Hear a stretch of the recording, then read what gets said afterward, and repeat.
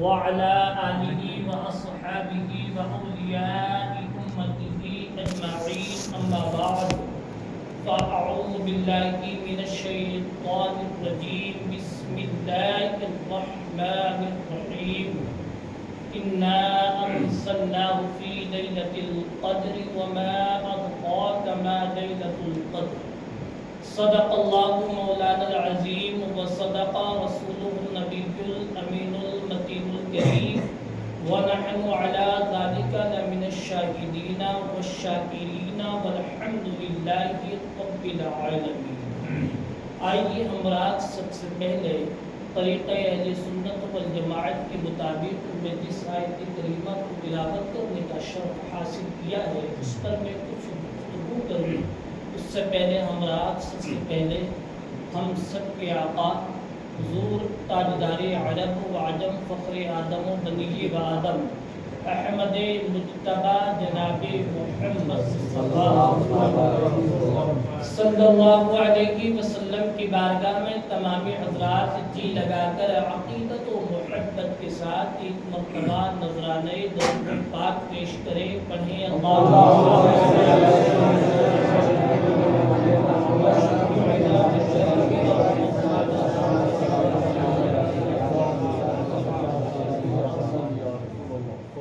شاعر اسلام نے کہا ہے کہ محمد سر وحدت ہے کوئی رمز اس کی کیا جانے. بے شک سبحان اللہ. محمد سر وحدت ہے کوئی رمز اس کی کیا جانے. شریعت میں تو بندہ ہے مگر حقیقت میں خدا جانے.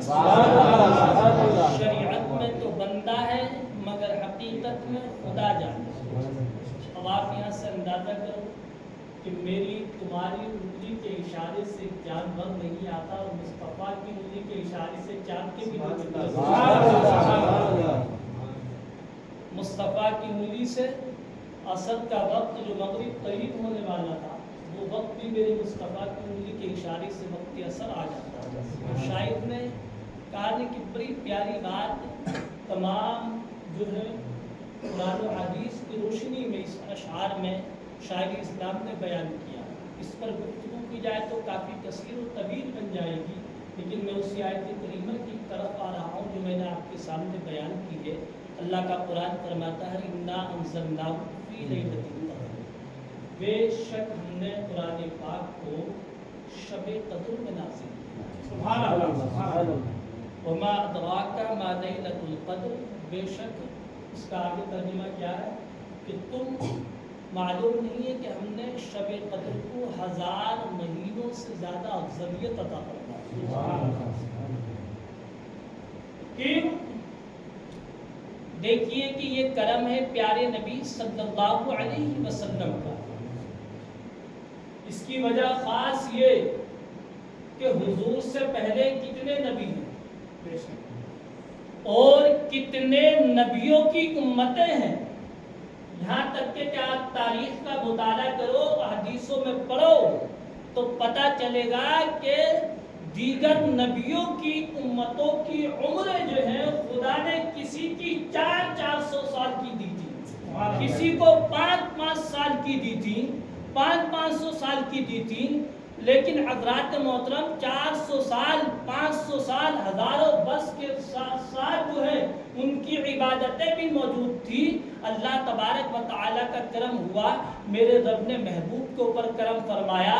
کہا کہ میرے محبوب تجھے گھبرانے کی ضرورت نہیں ہے, اے میرے محبوب تجھے پریشان ہونے کی ضرورت نہیں ہے. اگر میں نے کسی دوسرے نبیوں کی امتوں کو اگر عمریں زیادہ عطا فرمائی ہے اور کسی کی 400 سال ہے, کسی کی 500 سال کی عبادت ہے, لیکن میرے محبوب تجھے گھبرانے کی ضرورت نہیں ہے, پریشان ہونے کی ضرورت نہیں ہے, غمزدہ ہونے کی ضرورت نہیں ہے. میں تیری امت کو جو ہے ایک ایک رات سال میں ایسی عطا فرماؤں گا کہ اگر اس رات میں تیرا غلام اور امتی میری عبادت کر لے گا تو اللہ تبارک و تعالیٰ نے فرمایا کہ میں جو ہے ان 400-500 سال کی عبادت سے زیادہ تیری امت کو ثواب عطا فرماؤں.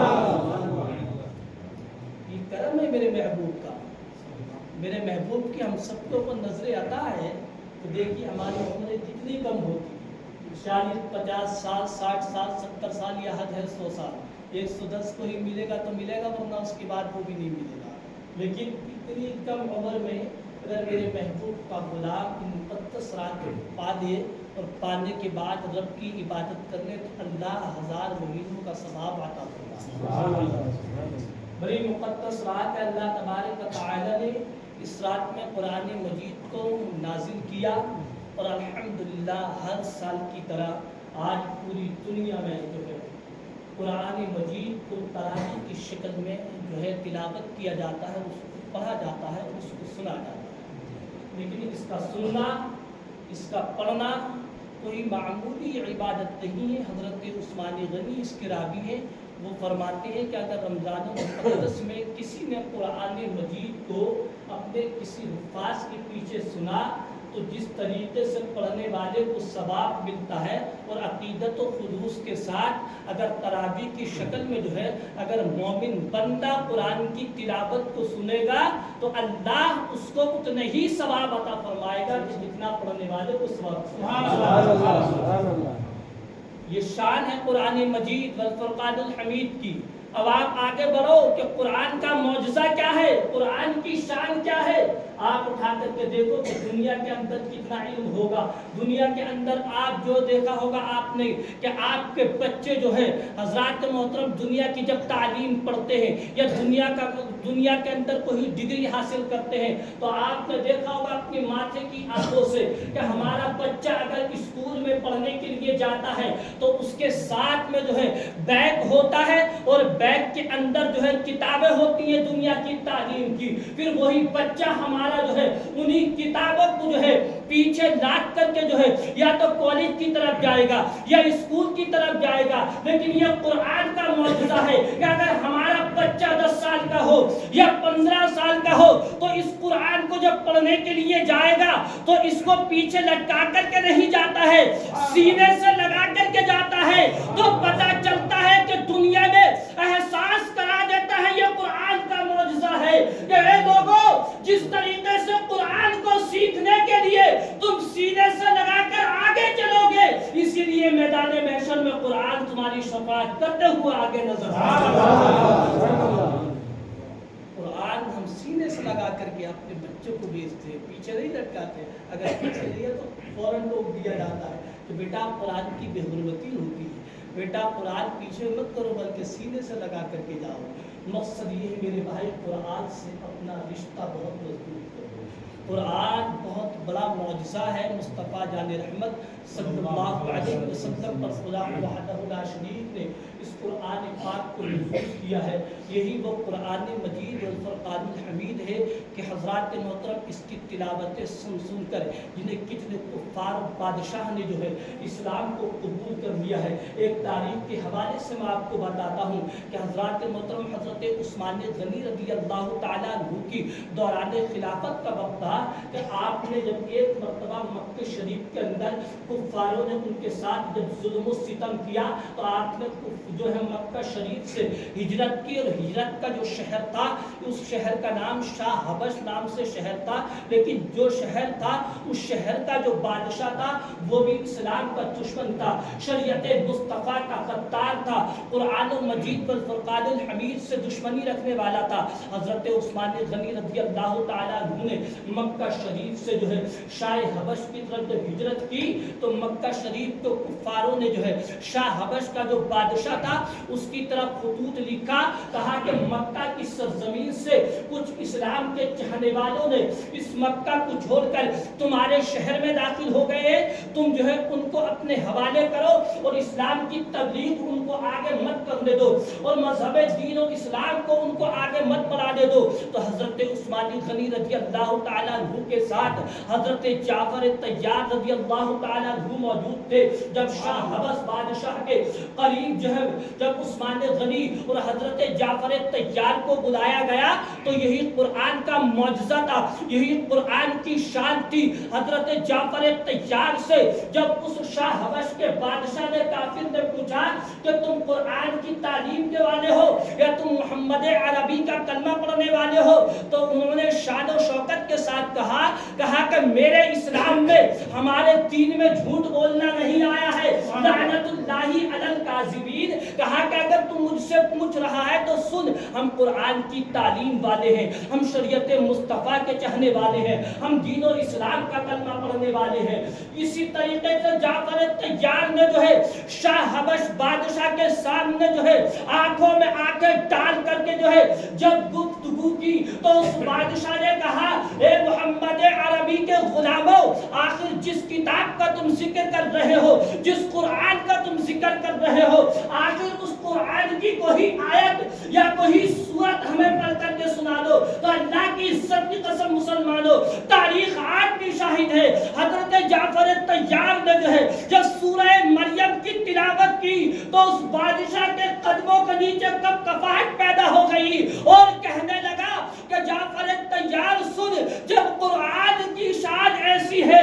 تو جس کے اوپر قرآن نازل ہوا اس محمد عربی کی شان۔ نعرہ تکبیر، نعرہ رسالت، علماء اہل سنت، کیا کہا کہ جعفر طیار، جب قرآن اتنا اچھا ہے تو جس پر قرآن نازل ہوا ہے وہ صاحب قرآن کتنا اچھا ہوگا۔ پھر اس نے جو ہے اسی وقت جو ہے سچی توبہ کی اور توبہ کر کر کے کہا کہ میں دل سے یہ اقرار کرتا ہوں کہ کبھی قرآن جھوٹا نہیں ہو سکتا، جس پر قرآن نازل ہوا ہے وہ رسول کبھی جھوٹا نہیں ہو سکتا۔ اے جعفر طیار، میں اپنی تمام غلطیوں کی معافی مانگتا ہوں اور تمہاری گواہی میں معافی مانگتا ہوں۔ تو اس وقت جو ہے اس بادشاہ نے کہا، اور اس بادشاہ سے جب گفتگو ہوئی تو حضرت عثمان غنی نے کہا، اور کچھ تیری کو خواہش ہے؟ تو کہا اب میری کوئی خواہش نہیں ہے، صرف آخری یہی تمنا ہے، اگر دنیا سے انتقال ہو تو محمد عربی کی غلامی میں انتقال ہو۔ یہ شان تھی قرآن کی، یہ معجزہ تھا قرآن کا۔ میرے بھائی، آج قرآن کی تعلیم سے اپنا رشتہ بہت مضبوط ہے، بہت ضروری ہے قرآن مجید پر عمل کرنے کی کوشش کروں۔ یہ قرآن مجید بالفرقان الحمید ہے کہ آپ دیکھ لو کہ حضرات محترم آج دنیا میں کتنے اخبار نیوز چلتے ہیں، آپ نے دیکھا ہوگا، لیکن دنیا کی کوئی کتاب ہو یا نیوز کوئی اخبار ہو، اگر آپ اس کو ایک مرتبہ یا دو مرتبہ پڑھ لو تو حقیقت آپ خود اندازہ کرو دوبارہ آپ کو اس نیوز پڑھنے کی ہمت نہیں ہوگی، دل بھر جاتا ہے انسان کا، پھر اس کو نہیں دیکھتا ہے۔ لیکن قرآن کی شان یہ ہے کہ اگر صبح سے پانچوں وقت تم جو ہے ہر نماز و نفل میں یا جو ہے آپ فرض میں الحمدللہ کی تلاوت کرتے ہو تو یہ قرآن کا معجزہ ہے کہ دنیا کے اخبار پڑھنے سے جو ہے انسان کا ایک سے دوسری مرتبہ دل بھر جاتا ہے، لیکن صبح سے لے کر 5 وقت کی اگر مومن نماز پڑھے اور الحمدللہ کی تلاوت اگر نماز میں پڑھتا ہے تو کبھی مومن کا دل نہیں بھرتا ہے بلکہ دل کو مزہ چلا جاتا ہے۔ قرآن کی شان ہے، یہ قرآن کا معجزہ ہے۔ حضرات محترم، یہی وہ مقدس قرآن ہے کہ جو پیارے نبی صلی اللہ علیہ وسلم پر نازل ہوتا ہے۔ یہی وہ قرآن کہ میں آپ کو بتاؤں کہ ایک مرتبہ حضرت ابو بکر صدیق رضی اللہ تعالیٰ عنہ جن کے پاس حضور کا ایک بال مل گیا، وہاں میرے رسول کے بال کی شان بھی کمال دیکھی۔ عقیدہ مضبوط کرو میرے بھائی، عشق رسول ضرور دل میں بساؤ۔ ہمارے تمہارے بالوں کو اگر کوئی سیلون والا موڑ کر کسی گندی نالی میں پھینک دیتا ہے، لیکن مصطفیٰ کے بال کی شان ایسی تھی کہ صحابہ ایک دوسرے کے اوپر چڑھ جاتے تھے بالوں کو پانے کی۔ کیا عشق تھا صحابہ کا، ڈھونڈتے تھے، تلاش کرتے تھے۔ یہ شان تھی میرے محبوب کے بال کی۔ ابو بکر صدیق رضی اللہ تعالیٰ عنہ کو بال جب ملا تو انہوں نے جو ہے میرے محبوب کے بال کو تعظیم سے لیا، لے کر کے جو ہے اپنے گھر چلے گئے اور ایک اونچی جگہ پر رکھ دیا، رکھ کر کے جو ہے اونچی جگہ، اور جب باہر آتے ہیں تو کیا دیکھا کہ اسی بالوں کے قریب سے جو ہے اللہ کے قرآن کی تلاوت کی آواز، قرآن پڑھنے کی تلاوت آ رہی تھی۔ آپ نے جا کر اندر سے دیکھا حیرت سے کہ قرآن کی آواز تو آ رہی ہے پر قرآن پڑھنے والا نظر نہیں آ رہا۔ آخر قرآن کون پڑھ رہا ہے؟ میرے محبوب کی بارگاہ میں حاضر ہوئے، کیونکہ میرے محبوب سے کوئی بھی بات چھپی ہوئی نہیں ہے۔ اسی لیے تو امام عشق و محبت کہتے ہیں اور کوئی غیب کیا تم سے نیا ہو بلا، اور کوئی غیب کیا تم سے نیا ہو بلا، جب نہ خدا ہی چھپا تم پہ کروڑوں درود۔ نعرہ تکبیر، نعرہ رسالت، علماء اہل سنت۔ میرے محبوب سے کوئی بات نہیں کی۔ حضرت ابوبکر صدیق نے جب تلاوت کی آواز کو سننے کے بعد جب دیکھا تو کوئی نظر نہیں آیا، تو میرے محبوب کی بارگاہ میں حاضر ہو گئے، کہا یا رسول اللہ تمہارے غلام کو جو ہے ایک بال نصیب ہو گیا تھا، اور اس کو میں نے لے جا کر گھر پر جو ہے ایک اونچی جگہ تعظیم سے رکھ دیا، تو میں کیا دیکھتا ہوں کہ اسی بال کے قریب سے جو ہے اللہ کے قرآن کی تلاوت کی آواز آ رہی تھی۔ جب اتنی بات میرے محبوب کی خدمت میں پیش کی تو آقا مسکرانے لگے، اور جب میرے محبوب مسکراتے ہیں تو ساری کائنات مسکرانے لگتی ہے۔ میرے محبوب مسکراتے ہیں تو جو ہے چمن میں بہار پیدا ہونے لگتی ہے۔ جب میرے محبوب کی خدمت میں حضرت ابوبکر صدیق نے تمام تلاوت کا واقعہ پیش کیا تو میرے آقا نے مسکرا کر کے کہا سنو ابوبکر صدیق، جس بال کے قریب قرآن کی تلاوت کی آواز آ رہی تھی وہ کوئی اور عام انسان نہیں تھا تلاوت کرنے والا، بلکہ اللہ نے اپنے فرشتوں کو میرے بالوں کے قریب قرآن کی تلاوت کے لیے مقدس کیا۔ یہ شان تھی قرآن مجید والفرقان الحمید کی۔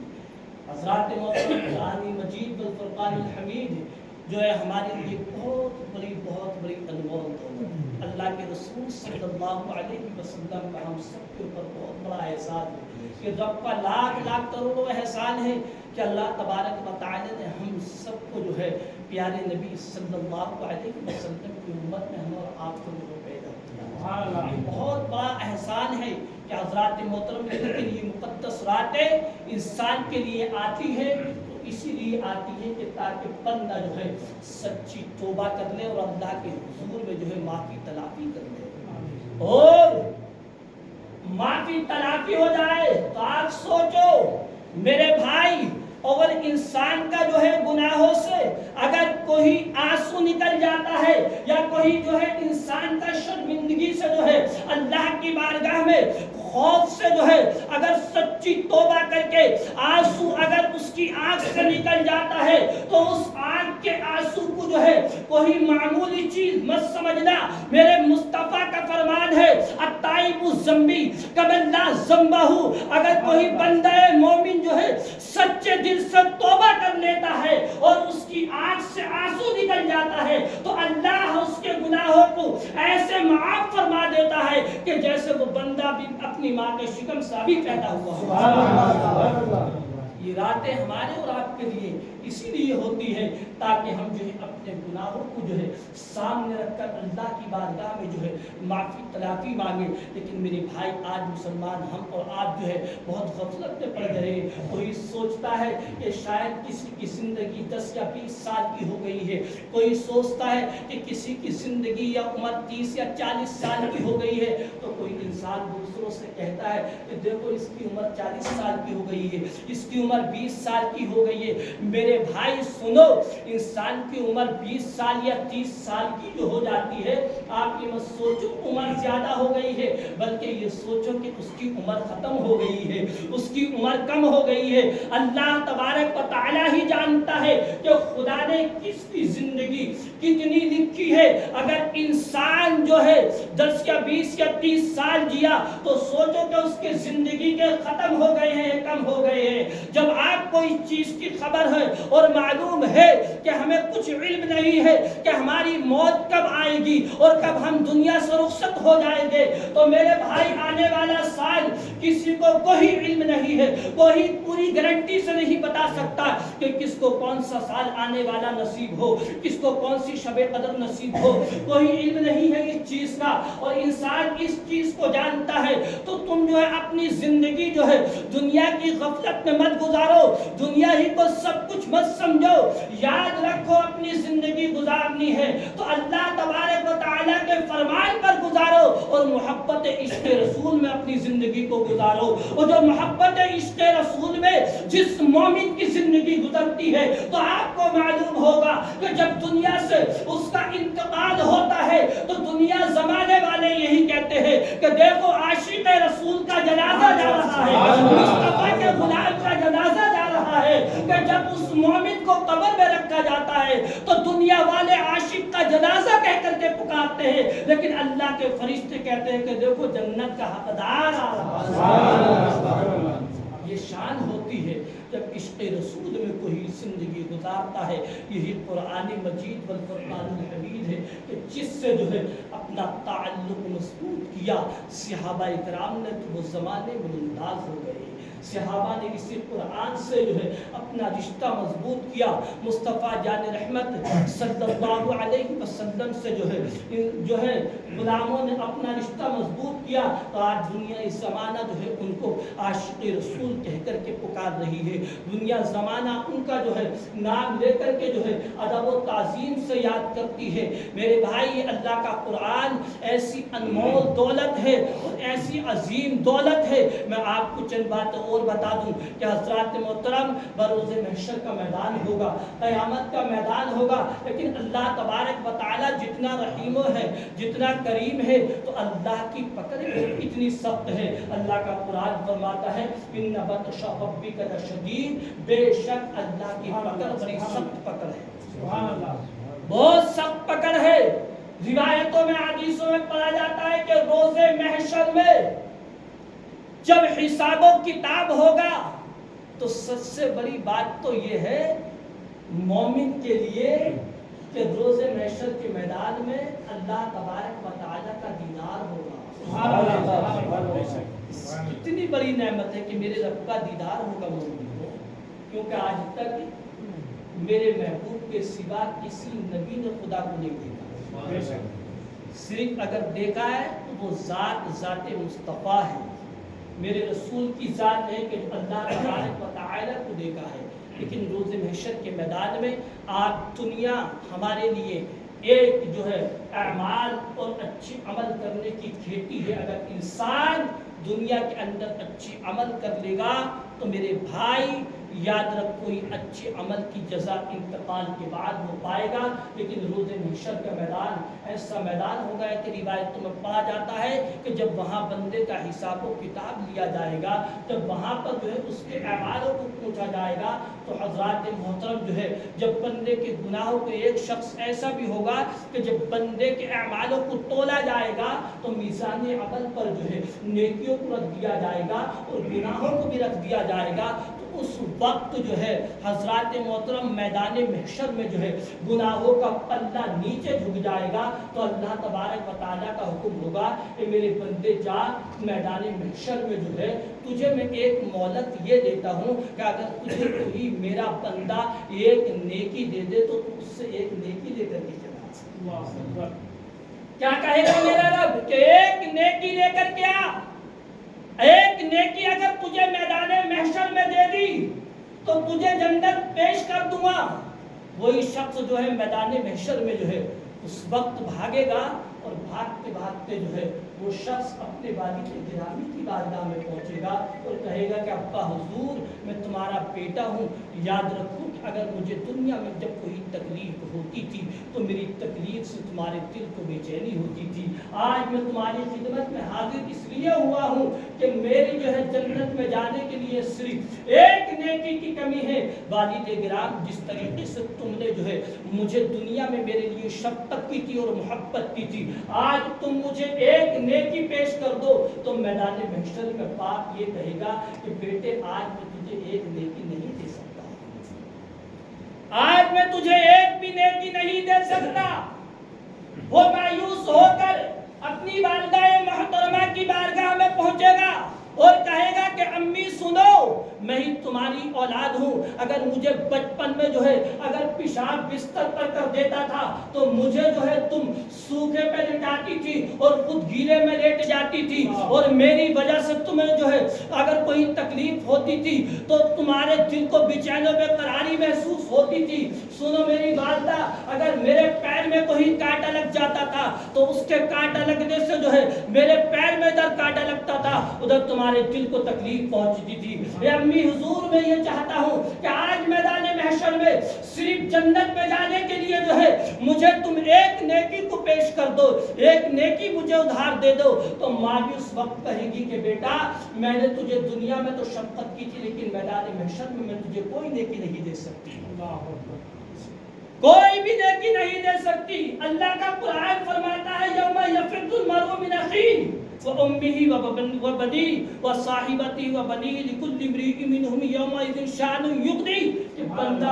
جو ہے روز محشر کے میدان میں اپنی والد اور والدہ کی خدمت میں جب پہنچے گا تو سب جگہ سے اس کو انکار کر دیا جائے گا, لیکن اسی میدان محشر میں جو ہے ایک شخص ایسا ملے گا کہ جس کے اعمال میں صرف ایک ہی نیکی ہوگی. کیا ہوگی؟ صرف ایک نیکی. وہ شخص جو دوڑتا ہوا اور پریشان ہوتا ہوا جب اس آدمی سے ٹکرائے گا تو وہ پوچھے گا کہ میرے بھائی یہ تو بتا کہ آخر تجھے کون سی پریشانی میدان محشر میں ستا رہی ہے. تو وہ کہے گا کہ سن, مجھے جنت پہ جانے کے لیے جو ہے صرف ایک نیکی کی ضرورت پڑ رہی ہے, مجھے اگر ایک نیکی مل جائے تو بارگاہ مولا میں پیش کر دوں گا, اللہ مجھے جنت عطا فرما دے گا. تو وہ شخص جس کے پاس ایک نیکی ہوگی تو وہ کہے گا کہ میرے اس حصے میں تو صرف ایک نیکی ہے, اس سے کوئی کام نہیں چل رہا ہے. لیکن سن, ایک نیکی جو ہے وہ تو لے کر کے چلا جا اور اللہ کی بارگاہ میں پیش کر دے اور جنت میں داخل ہو جا. جب وہ شخص جو ہے ایک نیکی والے سے جب ایک نیکی لے کر بارگاہ مولا میں پہنچے گا تو میرا رب پوچھے گا اے میرے بندے بتا تجھے یہ نیکی کہاں سے مل گئی؟ تو کہے گا کہ پروردگار عالم صرف میدان محشر میں ایک بندہ ملا کہ جس کے پاس صرف ایک نیکی تھی اور اس نے مجھے پیش کر دی, تو اللہ کی رحمت کو جوش آئے گا. میرا رب فرمائے گا کہ سن, میدان محشر میں اگر جس نے تجھے ایک نیکی پیش کی ہے اس کی نیکی لے کر تو جنت میں داخل ہو جا, اور جس نے تجھے ایک نیکی پیش کی ہے اس کو بھی ساتھ میں لے کر جنت میں میرا رب کتنا کریم ہے, کتنا رحیم ہے. اللہ جتنا رحیم ہے میرے بھائی اتنا ہی میرے رب کی پکڑ بھی بہت سخت پکڑ ہے. انما تشاء شدید, بے شک اللہ تبارک و تعالیٰ کا فرمان ہے کہ رب کی پکڑ بہت